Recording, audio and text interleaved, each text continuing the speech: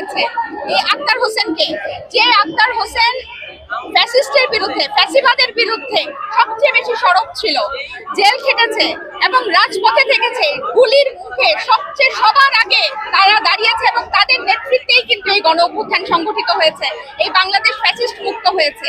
যেখানে তাদেরকে মাথায় করে রাখার কথা সেখানে তাদেরকে এয়ারপোর্টে নিয়ে আপনি আওয়ামী লীগের এই পুরনো দোসরদের হাতে, ফ্যাসিস্টের দোসরদের হাতে আপনি তাদেরকে ছেড়ে দিয়েছেন, তাদের নিরাপত্তাটা নিশ্চিত করেন নাই।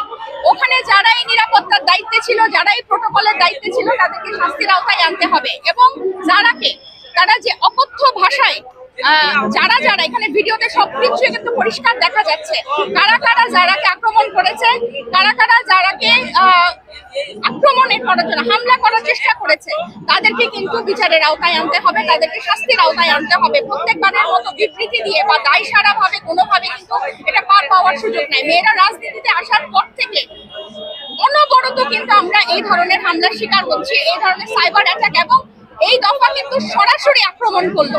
সবসময় আমরা এই ধরনের অ্যাটাক অনলাইনে দেখে থাকি এবং এই দফা কিন্তু সরাসরি এটা আক্রমণটা করলো এবং সরকার কিন্তু এই দায় এড়াতে পারে না। সরকারকে অবশ্যই এর দায় নিতে হবে এবং সেখানে কর্তব্যরত যে কনসুলেট জেনারেল আছে এমবেসিতে এবং ফ্যাসিস্টের যারা এখনো প্রশাসনে রয়ে গেছে তাদেরকে কিন্তু বিচারের আওতায় আনতে হবে।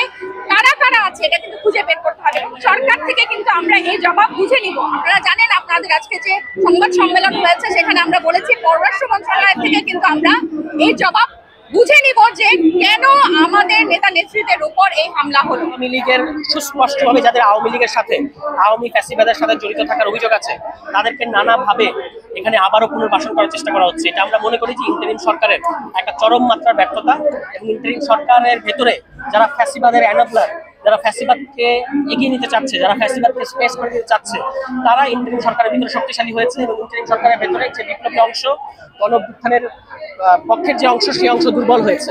ফলে ইন্টারিম সরকার জনগণের ম্যান্ডেট নিয়ে এসে এখন কিন্তু জনগণের সাথে প্রতারণা করছে বলে আমাদের কাছে মনে হয়। এটা পরিষ্কারভাবে আমাদের ইন্টেলিজেন্সের ব্যর্থতা, যে আমাদের ইন্টেলিজেন্স তারা জানেন না যে এখানে আওয়ামী লীগ কোথায় কখন মিছিল নামাবে, এটা আমাদের ইন্টারিম সরকার জানবেন না। তাই আমাদের এত গোয়েন্দা বাহিনী আছে, তাদের কাছে এই তথ্য নাই, এটা আমরা বিশ্বাস করি না। মানে প্রত্যেকটা জটিকা মিছিল এবং আওয়ামী লীগের মাঠে নামা এটার সাথে সরকারের আঘাত আছে বলে আমরা মনে করি।